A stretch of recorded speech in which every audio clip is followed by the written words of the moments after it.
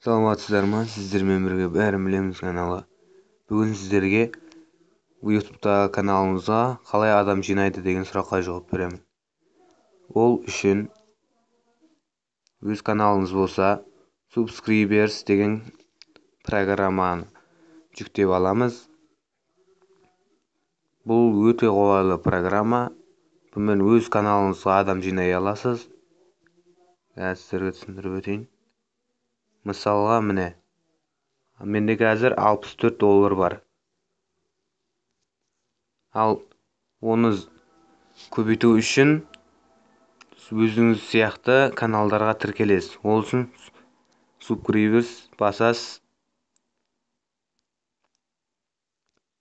Қазір маған 1 сағаттан кейін барып, мен бағана қолданып болған соң 1 сағат күтіңіз деп жатыр.